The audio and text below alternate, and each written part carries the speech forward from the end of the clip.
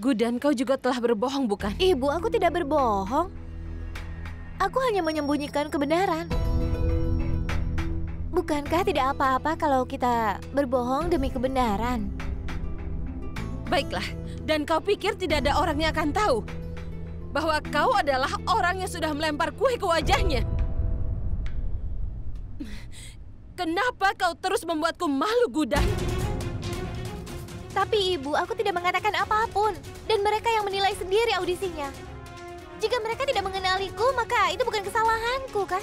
Aku tidak mau kehilangan kesempatan dengan mengatakan yang sebenarnya, Bu. Ibu tahu betapa arogannya pria itu. Jika dia tahu yang sebenarnya, dia pasti akan mengusirku dari pertunjukan ini. Di umur seperti ini, dia bermain sebagai peran utama. Kau lihat kan, Cutki? Bukankah ibu sudah bilang bahwa dia tidak bisa melakukannya? Dia tidak bisa melakukan apapun tanpa mengacaukannya dulu. Ibu, dia tidak mengacaukan apa-apa. Orang-orang bilang dia pintar. Benar. Dan kalau dia pura-pura menjadi pintar agar mendapatkan peran itu, apa masalahnya? Iya, dan coba kita pikirkan, kalau kita bisa menolong Gudan dengan pergi ke sana, ya kita harus pergi ke sana. Lagi pula, apa kau tidak senang melihat dia di atas panggung? Dan Ibu, besok katanya mereka akan memberikanku gaji pertama. Dan aku akan memberikan semua gaji itu pada Ibu. Itu semua untuk Ibu. Besok aku akan memberikan amplop ini pada menantuku dan akan mengadakan upacara roka. Dia akan menjadi istrinya Asad. Dia akan menjadi mertua kalian. Dan setelah itu terlaksana, aku bisa ziarah. Setidaknya ambillah gaji pertamaku dulu. Ibu akan sadar bahwa aku melakukan apapun yang kuinginkan. Orang-orang nanti tidak akan berhenti bertepuk tangan untukku. Dan Ibu tidak akan bisa menahan air mata Ibu. Ini adalah permulaan bagimu, Bu. Aku ingin sekali Ibu mendukungku.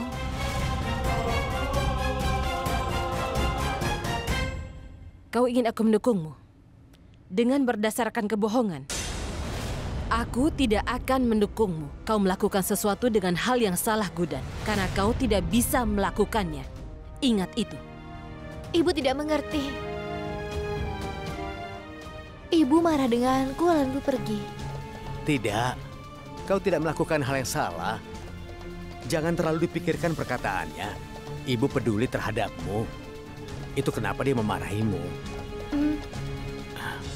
Tapi dia tidak mau datang. Lalu kenapa? Aku di sini denganmu, aku akan ikut. Iya. Dan aku rasa kau tidak melakukan kesalahan. Aku dan ayah akan menemanimu. Beres. Iya.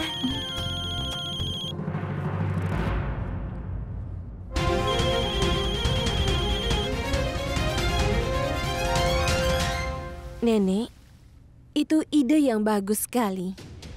Tapi, apa kau tidak merasa kita sedikit terburu-buru? EJ dan Lila tidak tahu satu sama lain, bukan? Iya. Begini Durga, terkadang kau tidak berpikir dengan cara yang pintar. Asal kau tahu, ketika aku menikah dengan keluarga ini, aku tidak tahu apa-apa tentang kakekmu. Lalu, aku membuat poha untuk sarapannya. Aku juga membuat suci halwa untuk pencuci mulutnya. Oh ya Durga, Lila dan Aksat sangat cocok ya. Iya, Nenek. Ayo kita akan membuat persiapan untuk roka besok. Bagaimana? Iya. Aku minta simpan amplop ini dan kau di sini denganku. Aku akan menaruh uang di amplop ini. Baiklah, Nenek.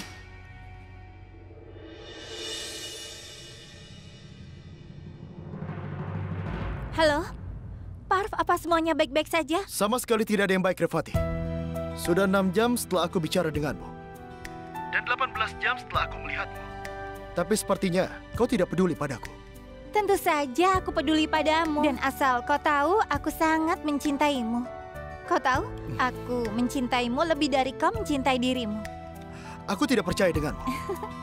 Karena aku rasa aku mencintaimu melebihi kau mencintaiku. Kenapa kau sangat mencintaiku? Coba sekarang katakan padaku, kenapa kau sangat mencintaiku? Tidak, kan aku yang bertanya. Jadi kau yang harus jawab. Kalau begitu baiklah, aku akan melakukan sesuatu. Aku akan datang ke tempatmu dan mengatakan kenapa aku sangat mencintaimu. Apa? Tidak. Apa kau sudah gila? Ini sudah jam berapa? Sudah malam. Baiklah, aku tidak akan datang ke sana, tapi dengan satu syarat. Berikan aku ciuman. Aku tidak bisa mencium. Jika tidak, aku akan datang ke rumah. Tidak, jangan. Kalau kau datang sekarang, maka aku harus keluar. Dan kalau aku melakukan itu, semua akan bertanya padaku. Baiklah. Aku sangat mencintaimu, Parf, sayang.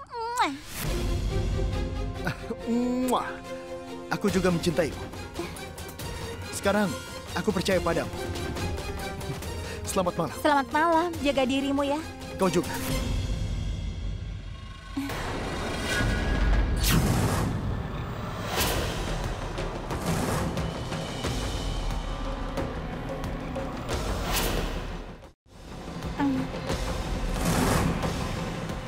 Gudan, Kau bicara dengan siapa, Cutki? jadi aku punya teman dan dia akan membuat kue untuk pertama kalinya. Dia menelponku untuk minta bantuan. Berikan ponselmu. Berikan padaku. Berikan. Gudan, jangan memaksaku. Lupakan saja semua ini ya. Baiklah. Aku harus bilang pada ibu untuk memeriksa handphone. Ibu! Ibu! Tidak. Shh, jangan panggil ibu. Baiklah, aku akan bilang padamu. Gudan, ada seorang pria bernama Parf. Dan aku sangat menyukainya, Gudan. Asal kau tahu, kami saling menyayangi. Tolong jangan bilang pada ibu ya. Tolong. Cinta. Parf. Cutki, jadi diam-diam kau bahkan tidak mau menceritakannya padaku? Tunggu sebentar.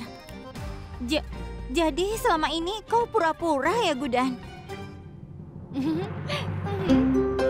Kau mendengar percakapanku?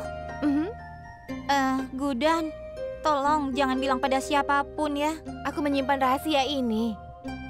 Aku berjanji padamu. Kau memang yang terbaik. Tapi kau harus memperkenalkanku padanya.